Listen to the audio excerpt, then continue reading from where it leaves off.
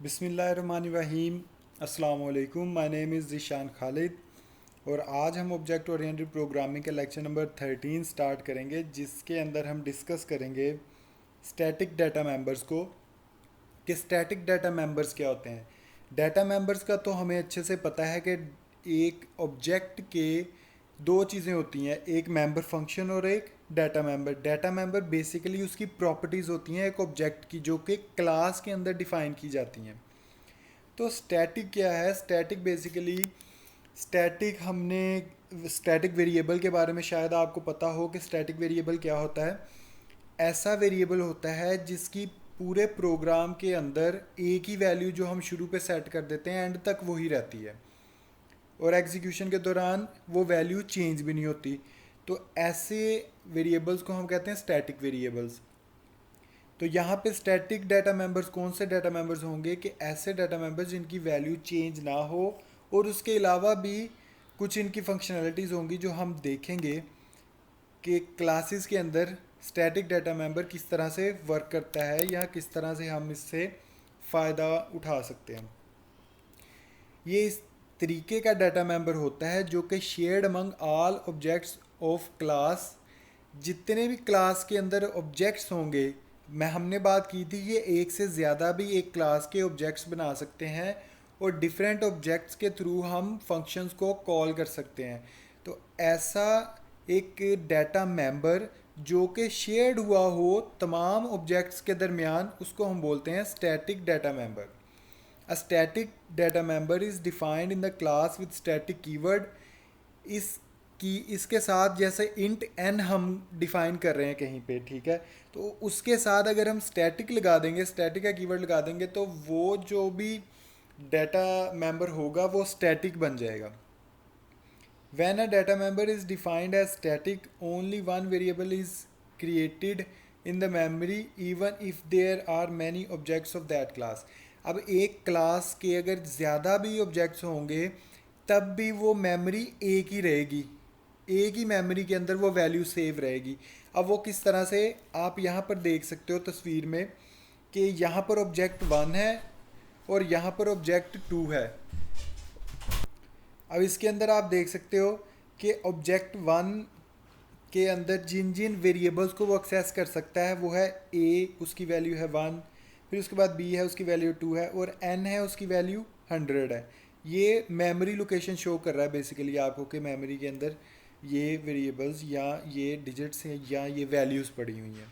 Object 2 के अंदर भी इसी तरीके से ए की वैल्यू कुछ और है, बी की वैल्यू कुछ और है और एन की वैल्यू ए से डिफरेंट है या ऑब्जेक्ट 1 से B1 से डिफरेंट है B2 की वैल्यूज़।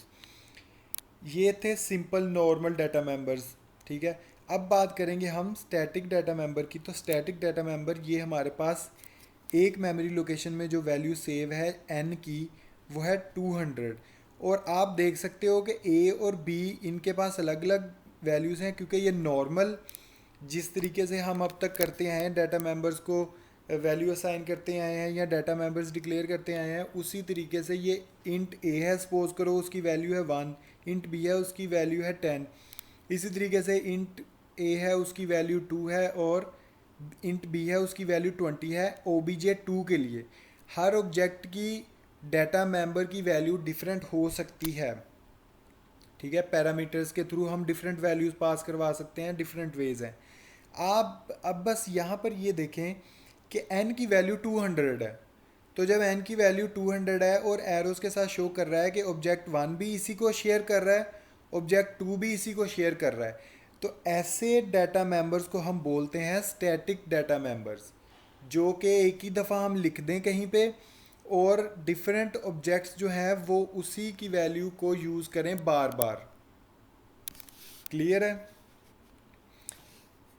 फिर इसका थोड़ा थ्योरी देखते हैं। The statistics of static sorry characteristics sorry the characteristics of static data member are same as normal static variable. जिस तरह स्टैटिक वेरिएबल की करेक्टरिस्टिक्स होती हैं उसी तरह से स्टैटिक डाटा मेंबर की भी करेक्टरिस्टिक्स होती हैं। It is visible only in the class in which it is defined but its timeline starts when the program starts its execution, जब एग्जीक्यूशन स्टार्ट करता है तब इसकी timeline start, life time start होता है इसकी। Its life time ends when the entire program is terminated, बिल्कुल उसी तरीके से जिस तरह से स्टैटिक वेरिएबल चलता है। It is normally used to share some data among all objects of the particular class.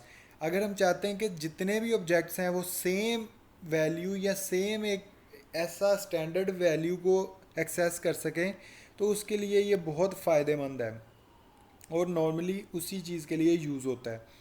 The main difference between normal data member and static data member is that each object has its own variable, जो कि इस example में मैंने जो आपको चीज़ समझाई वही यहाँ पर लिखा हुआ है कि जो नॉर्मल है उसके पास जितने भी ऑब्जेक्ट के जितने भी डाटा मेंबर्स होते हैं वो नॉर्मली अपने अपने ऑब्जेक्ट की वैल्यूज़ को एक्सेस करते हैं, लेकिन ऑब्जेक्ट जो है एक शेयर्ड मेमोरी को जब एक्सेस करता है तो वो हमारे पास स्टैटिक डाटा मेंबर कहलाता है।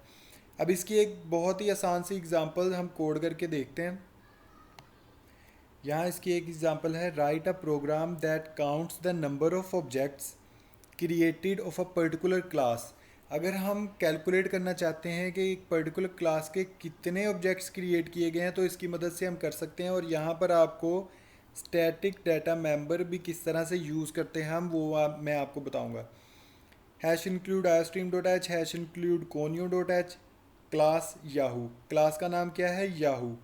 और इसके बाद क्लास के डाटा मेंबर्स प्राइवेट के साथ हम लिखते हैं, तो प्राइवेट के बाद आप देख सकते हो कि स्टैटिक इंट एन लिखा है, जबकि पहले हम लिखते आए हैं इंट एन। अब हमने साथ में कीवर्ड अटैच कर दिया है स्टैटिक का। अब स्टैटिक की जो भी वैल्यू होती है वो सेम रहती है, तो अब देखेंगे स्टैटिक का कीवर्ड हमने यूज़ किया ताकि डिफरेंट जो ऑब्जेक्ट्स हैं वो एक ही वैल्यू को एक्सेस कर सकें। अच्छा, उसके बाद पब्लिक में हम एक ये क्या है याहू, सेम क्लास का नाम अगर किसी फंक्शन का हो तो हमें पता चल जाता है कि ये कंस्ट्रक्टर है, तो ये कंस्ट्रक्टर है, इसके अंदर सिंपली है n प्लस प्लस। फिर उसके बाद वॉइड शो का एक फंक्शन है, उसमें क्या कर रहा है, cout you have created n, ये यहाँ पर n की वैल्यू बताएगा ऑब्जेक्ट सो फार, अभी तक आपने जितनी भी n की वैल्यू होगी वो डिस्प्ले करेगा। फिर उसके बाद वॉइड शो क्लोज होता है और हमारा जो क्लास है वो भी ख़त्म होती है। उसके बाद यहाँ पर आप देख सकते हो एक चीज़ मैं आपको बताता चलूँ कि स्टैटिक जो वेरिएबल जो स्टैटिक डाटा मेंबर है बेसिकली उसको हम डिक्लेयर कर सकते हैं क्लास के अंदर, लेकिन उसको कोई वैल्यू असाइन नहीं कर सकते क्लास के अंदर।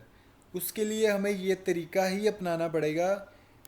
इसके अलावा भी तरीके हो सकते हैं लेकिन वो ज़्यादा कम्प्लेक्स हैं, लेकिन जो हम यहाँ पर जो चीज़ जो वे सीखेंगे वो यही है कि इंट याहू मतलब इंट क्या है, डाटा टाइप और क्लास का नाम, फिर उसके बाद रेजोल्यूशन ऑपरेटर, फिर हम n मतलब कि जो भी वो वेरिएबल है उसको जब वैल्यू असाइन करेंगे तो इज़ इक्वल टू लगा के असाइनमेंट ऑपरेटर के साथ जो भी उसको वैल्यू देना चाहते हैं वो इस तरह से दे देंगे। तो ये लाइन में हम किसको वैल्यू दे रहे हैं, स्टैटिक डाटा मेंबर को वैल्यू असाइन कर रहे हैं। फिर उसके बाद है वॉइड मेन, क्लास के अंदर सिर्फ हम उसे डिक्लेयर करेंगे लेकिन उसे डिफाइन या उसे वैल्यू असाइन करेंगे क्लास के बाहर। और जब भी हम क्लास के बाहर से हम मेंबर फंक्शन जब एक्सेस करते थे तो मैंने आपको बताया था रेजोल्यूशन ऑपरेटर यूज़ होते हैं। तो इसी तरीके से जब हम क्लास के बाहर एक स्टैटिक वेरिएबल को वैल्यू असाइन करेंगे तो हमने यही तरीका यूज़ करना है, इंट मतलब जिस टाइप की हमने वैल्यू देनी है वो, और क्लास का नाम, फिर रेजोल्यूशन ऑपरेटर के साथ उस वेरिएबल का नाम इज़ इक्वल टू लगा के ज़ीरो मतलब कि उसको जो भी वैल्यू असाइन करना चाहते हैं सेमी, उसके बाद सेमी कॉलन टर्मिनेटर। फिर उसके बाद आएगा हमारे पास वॉइड मेन। वॉइड मेन के अंदर क्लियर स्क्रीन है याहू एक्स कोमा वाई, मतलब कि याहू क्लास के हमने दो रेफरेंसेस, दो ऑब्जेक्ट्स, दो इंस्टेंस बना लिए हैं, दो ऑब्जेक्ट्स जिसका नाम है एक्स और एक का नाम है वाई। तो एक्स डॉट शो, अब आपको एक चीज़ यहाँ बताता चलूँ कि हमने ऑब्जेक्ट काउंट जब करने हो तो हम किसका यूज़ कर सकते हैं, कंस्ट्रक्टर का, क्योंकि कंस्ट्रक्टर को कॉल करने की ज़रूरत नहीं पड़ती, ये तब ही कॉल हो जाता है या एग्जीक्यूट हो जाता है कोई जैसे ही कोई ऑब्जेक्ट क्रिएट किया जाए। तो यहाँ पर दो ऑब्जेक्ट क्रिएट हुए हैं तो दो दफ़ा कंस्ट्रक्टर कॉल होगा। तो जब दो दफ़ा कंस्ट्रक्टर कॉल होगा तो क्या होगा, एक्स डॉट शो करवाया, फिर उसके बाद हम देखते हैं हमने यहाँ पर याहू जेड मतलब एक और ऑब्जेक्ट क्रिएट किया है, उसके बाद एक्स डॉट शो फिर से शो करवाया है कि क्या आता है, फिर गेट सी एच। अब यहाँ आप रिजल्ट के अंदर देख सकते हो कि जब हमने पहले एक्स डॉट शो किया तो उसने हमें रिजल्ट शो किया you have created 2 objects so far, क्योंकि यहाँ पर एक्स और वाई ही था। ठीक है, उसके बाद हमने क्या किया कि याहू जेड मतलब इस क्लास का एक और ऑब्जेक्ट क्रिएट किया। उस ऑब्जेक्ट ने क्या किया, उसके अंदर एक और ऐड हो गया और जो कि बन गया 3। You have created 3 objects so far. अब ये इसने वर्क किस तरह से किया मैं आपको यहाँ से समझाता चलूँ कि सपोज करो यहाँ पर उसने सारा रीड किया, ऊपर से कंपाइलर ने सारी चीज़ रीड की, जब यहाँ वॉइड मेन में आ गया तब उसने उस पर वर्क करना था। उसने इस लाइन को भी रीड कर लिया, क्लियर भी स्क्रीन कर दी, उसके बाद याहू एक्स और वाई। अब जब एक्स क्रिएट होगा और वाई क्रिएट होगा तब क्या चीज़ एग्जीक्यूट होनी चाहिए, हमारी कंस्ट्रक्टर एग्जीक्यूट होगा। जब कंस्ट्रक्टर एग्जीक्यूट हुआ, चूँकि उसने रीड कर लिया था पहले से ही कि एन की वैल्यू क्या है 0, तो उसने यहाँ पर प्लस प्लस कर दिया एन की वैल्यू में। एन की वैल्यू में जब प्लस प्लस हुआ तो एन की वैल्यू बन गई 1, और उसने अभी वॉइड शो नहीं हमने किया था। चूँकि दूसरा भी ऑब्जेक्ट क्रिएट हुआ तो फिर से कंस्ट्रक्टर चला, तो कंस्ट्रक्टर के अंदर क्या है plus plus N plus plus, तो अभी 1 था तो 1 की वैल्यू 2 हो जाएगी, यहाँ पे इंक्रीमेंट लग जाएगा। जब इंक्रीमेंट लग गया तो अब एन की वैल्यू कितनी हो गई 2। तो अब हमने किया एक्स डॉट शो। अब एक्स डॉट शो क्या करेगा, ये वाला फंक्शन चलाएगा और यहाँ पे एन की वैल्यू क्या आएगी 2, जो कि उसने हमें डिस्प्ले करवा दी। फिर उसके बाद याहू जेड किया, मतलब एक और बार कंस्ट्रक्टर चलेगा क्योंकि एक ऑब्जेक्ट क्रिएट हुआ है नया। तो जितनी दफ़ा ऑब्जेक्ट क्रिएट होते हैं उतनी दफ़ा कंस्ट्रक्टर चलता है, कंस्ट्रक्टर एग्जीक्यूट होता है। जब कंस्ट्रक्टर एग्जीक्यूट हुआ तो एन की जो वैल्यू थी उसमें फिर से इंक्रीमेंट लग गया जो कि हो गया 3। फिर से हमने क्या किया, एक्स डॉट शो किया तो हमें उसने वैल्यू क्या शो करवाई 3।